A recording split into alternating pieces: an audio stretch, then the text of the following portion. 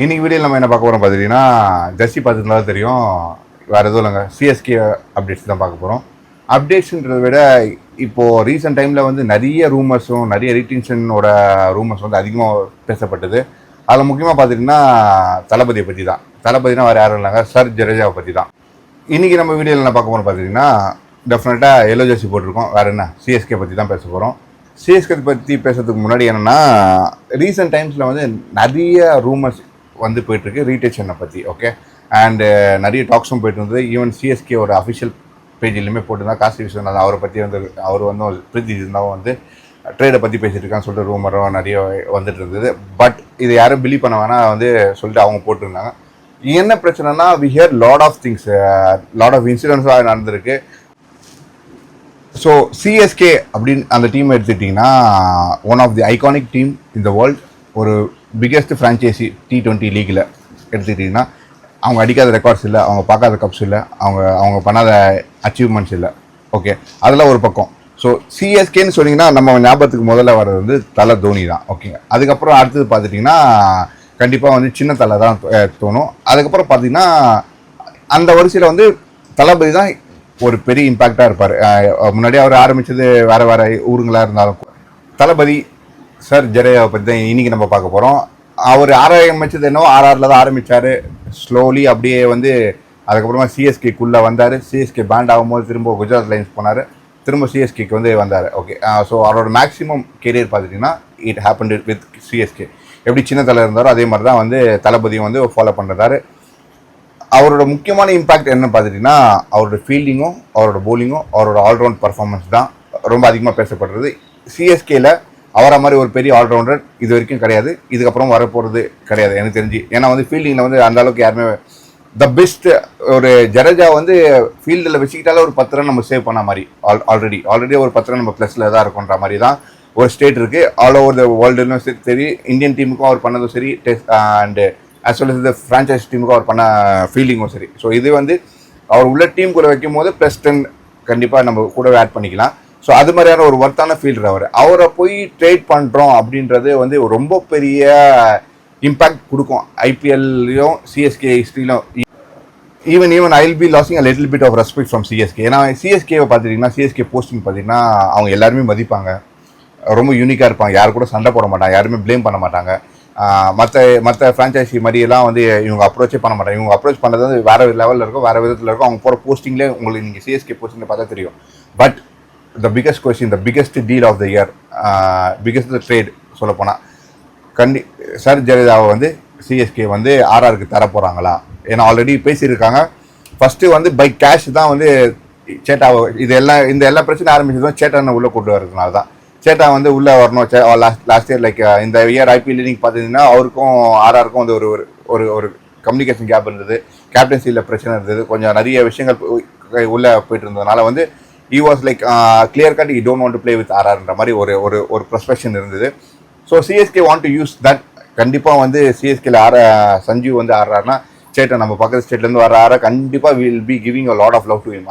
அதில் குறைய கிடையாது, தப்பே கிடையாது, அது டவுட்டே கிடையாது. பட் எங்களோட பிரச்சனை என்ன அப்படின்னு பார்த்துட்டிங்கன்னா, சார் ஜடேஜா தளபதியை கொடுத்து தான் இதை வாங்கணுமான்றது தான் எங்களோட பெரிய கொஸ்டின். பிகாஸ் தளபதி இல்லைன்னா கண்டிப்பாக சிஎஸ்கே ஒரு கப் வந்து டவுன். பிகாஸ் 2023 ஃபைனல்ஸ் பார்த்துட்டுனா தெரியும், லாஸ்ட் 2 balls ஒரு 6 or 4 அடிச்சு தளபதி வந்து தளபதி தூக்குவார். அந்த ரா எமோஷன் வந்து சிஎஸ்கே இருக்கிற வரைக்கும், இந்தியன் டீம் இருக்கிற வரைக்கும், ஒரு கிரிக்கெட்டை பற்றி பேசுகிற வரைக்கும், T20 பற்றி பேசுறதுக்கு கண்டிப்பாக இந்த மூமெண்ட்டை வந்து ஒரு பெரிய மூமெண்ட்டாக இருக்கும். பிகாஸ் அது வந்து நோ வின் சிச்சுவேஷன் வந்து அந்த வின்னை கொண்டு வந்து புல் அவுட் பண்ணார் ஜடேஜா. இது ஜடேஜா இல்லைன்னா வேறு யாரும் இது பண்ணியிருப்பாங்களான்றது பெரிய கொஸ்டின் மார்க், பெரிய டவுட்டும் கூட. ஓகே, ஃபார் எக்ஸாம்பிள் உங்களுக்கு சொல்லணும்னா 2018 நம்ம கப் அடித்தோம். 2019 ஃபைனல்ஸில் லாஸ்ட் பால் ஒரு பாலில் 2 ரன் அடிக்கணும், வேறு யாரும் இல்லை, ஆல்ரவுண்டர் ஷர்துல் தாக்கூர் தான் எதிர்க்க இருப்பார்.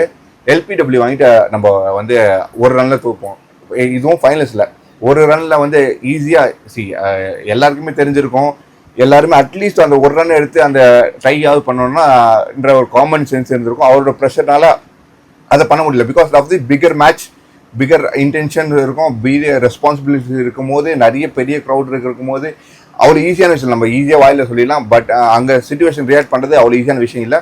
இதை வந்து 2023 வந்து அசால்ட்டாக வந்து ஒரு 6-4 அடிச்சு வின் பண்ணி கொடுத்துறாங்க. இந்த ஒரு மூமெண்ட்டே வந்து சிஎஸ்கேவோட பிக்கெஸ்ட் மூமெண்ட் இந்த கிரிக்கெட் வரலாறுலேயே ஒரு சிஎஸ்கேவோட பிக்கெஸ்ட் மூமெண்ட் பார்த்துட்டு இது ஒரு கண்டிப்பாக இருக்கதா இருக்கும். இதனாலேயே வந்து சிஎஸ்கேக்கும் தளபதிக்கும் ஒரு பெரிய பாண்ட் இருக்குது, முன்னாடிலேருந்து இருக்குது. பட் அதுக்கப்புறமா வந்து ரொம்ப பெரிய பாண்ட் இருக்குது. அவரை வந்து ட்ரேட் பண்ணணும்னு நினச்சது ஒரு பெரிய, எனக்கு தெரிஞ்ச வரைக்கும் ஒரு பெரிய ஒரு முட்டாள்தனம் நான் நினைப்பேன். ஆஸ் அ ஃபேன் பாய் நான் சொல்கிறேன். ஏன்னா வந்து அவ்வளோ ஒர்த்தான பிளேயர். பவுலிங்கிலும் 4 ஓவர் கண்டிப்பாக போடுவார், ஃபீல்டிங்கில் ஒரு 10 ரன் கண்டிப்பாக ஆல்ரெடி சேவ் பண்ணி கொடுப்பாரு. அண்ட் பேட்டிங்லேயுமே வந்து பர்ஃபார்மன்ஸை பற்றி சொல்ல வேண்டியதில்லை. இன் அவுட் பேட் சீசன்ஸ் எல்லாருக்குமே இருக்கதா இருக்கும். அதனால வந்து இவர் பிளேயரை மாற்றணுன்றதுலாம் கண்டிப்பாக வந்து ஒத்துக்கவே முடியாத ஒரு விஷயம். இப்போ நம்ம என்ன பார்க்க போகிறோம்னா ஆல் ஆஃப் கேஷ் ட்ரேட் தான். சேட்டன் வர்றது வந்து கண்டிப்பாக எல்லாருமே வந்து அக்செப்ட் பண்ணிப்பாங்க. ரொம்ப ரொம்ப பிடிச்ச ஆளும் கூட சஞ்சு சாம்சன், அதில் வந்து ஒரு மாற்று கருத்து இல்லை. ஆனால் அது வந்து ஜடேஜா போய் தான் வரணுமானா கண்டிப்பாக வந்து எங்கள் எல்லாருக்குமே வந்து ஒரு பெரிய நோ தான் நான் சொல்லுவோம் ஆஸ் அ ஃபேன் பாய். இது வந்து சிஎஸ்கே மேனேஜ்மெண்ட் தெரியணும்னு நாங்கள் நம்புகிறோம். அவர் பண்ண மாட்டான்னு நாங்கள் நம்புகிறோம். பட் என் ரிசல்ட் என்ன ஆக போகுதுன்னு தெரியல. இன்னும் கன்ஃபர்மேஷன் ரிசல்ட்ஸ் யாரும் வரல, ஒரு அஃபிஷியல் ஸ்டேட்மெண்ட் யாரும் கொடுக்கல. இது அஃபிஷியல் ஸ்டேட்மெண்ட் சிஎஸ்கே மேனேஜ்மெண்ட் கொடுத்தாங்கன்னா கொஞ்சம் ரொம்ப நல்லாயிருக்கும்.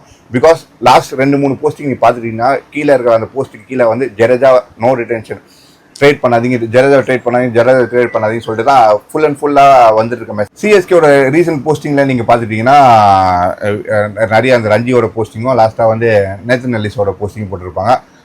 அந்த போஸ்ட்டுக்கு கீழே நீங்கள் கமெண்ட் ஓப்பன் பண்ணி பார்த்தாலே தெரியும், don't trade Jadeja, we want ஜடேஜான்ற ஹேஷ்டேக் வந்துட்டு இருக்கோம்.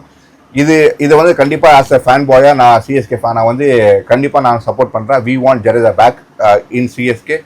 பிகாஸ் ஆல்ரெடி நம்ம டுப்ளிசிஸ் வந்து ஆர்சிபிக்கு விட்டுருந்தோம். அதுவே ஒரு பெரிய லாஸாக எனக்கு பட்டது. அண்ட் ஈவன் நிறைய ஃபேன்ஸும் அதை ஃபீல் பண்ணியிருந்தாங்க. ஏன்னா because CSK is full of bonding.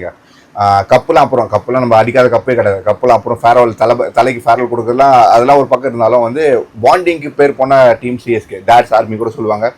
Because of the bonding. இது வந்து கண்டிப்பாக வந்து விட்டு கொடுக்கறதே நாங்கள் ரெடியாக இல்லை. So we want Jadeja back. ஜடேஜாவை ட்ரேட் பண்ணுறோன்னு சொன்னதே வந்து பெரிய ஒரு, எனக்கு தெரிஞ்சு அது ரொம்ப பெரிய டிசிஷனாக இருந்தது. ஏன் அது எடுத்தாங்கன்னு எனக்கு தெரியல. வேற யாரை கூட கொடுத்த சிவந்து போய் கூட கொடுத்துடல. அதெல்லாம் அந்த அளவுக்கு பெரிய இம்பாக்ட் கொடுக்க போகிறதில்ல. ஸ்டில் ஜடேஜா கொடுக்குறது வந்து பெரிய ஒரு ஹர்ட்டாக இருந்தது. அண்ட் மோரோவர் பார்த்தீங்கன்னா ரீசன்ட் டைம்ஸ் லாஸ்ட் வீக்ஸ்ல வந்து ஜடேஜாவோட இன்ஸ்டாகிராம் பேஜை வந்து அவர் வந்து டீஆக்டிவேட் பண்ணிட்டாரு. அதுவும் இந்த ரீடென்ஷன் விஷயங்கள்லாம் கேட்ட இந்த ரூமர்ஸ்லாம் இருக்கிறதுனால வந்து கண்டிப்பாக இந்த ரூமர்ஸ்லாம் சிஎஸ்கே அஃபிஷியல் பேஜ் தான் வந்து ஒரு முற்றுப்புள்ளி வைக்கணும். சிஎஸ்கே காசி சார், நீங்கள் கண்டிப்பாக இதை பற்றி நிறைய கேள்விப்பட்டிருப்பீங்க, நிறைய பார்த்துருப்பீங்க. இதுக்கு ஒரு முற்றுப்புள்ளி வச்சு ஜடேஜாவோட டிசிஷன் என்ன, ட்ரேட் பண்ணியிருக்கீங்களா இல்லையான்றதை சொல்லிவிடுங்க. பிகாஸ் நீங்கள் கேஷ் ட்ரேட்னு சொல்லி ஆரம்பிச்சிங்க, அப்புறம் வந்து ஜடேஜாவும் ஷிவ் துபே கொடுக்குறோம், ஜடேஜாவுக்கு மட்டும் கொடுக்கணும் மாதிரி பேசிட்டு இருந்தீங்க. சாம் கரனும் ஜடேஜாவும் கொடுக்குற மாதிரி சொல்லிங்க. அது அவங்க அக்செப்ட் பண்ணுற மாதிரி ஒரு டிசிஷன் வந்து அவங்க கேட்குறது ஜடேஜாவும் ஷிவம் துபையும். ஸோ இப்போ இது எங்கே போய் இதுக்கு நீங்கள் அக்செப்ட் பண்ணலான்ற சொல்லியிருந்தாங்க. இதெல்லாம் வந்து உண்மையா இல்லையான்றது எல்லாமே வந்து நீங்கள் தான் வந்து அஃபிஷியலாக சொல்லணும். நீங்கள் சொன்ன ஃபேன்ஸ்லாம் கொஞ்சம் ஹாப்பியாக பீஸ்ஃபுல்லாக இருப்பாங்க. ஜடேஜா பற்றி கொஞ்சம் எல்லாமே வரிடாக இருக்காங்க. Even we as a fan கண்டிப்பாக ஜடேஜா நாங்கள் விட்டு கொடுக்க மாட்டோம். We want Jadeja. Thank you so much மக்களே. இன்னொரு வீடியோவில் பார்ப்போம். பை.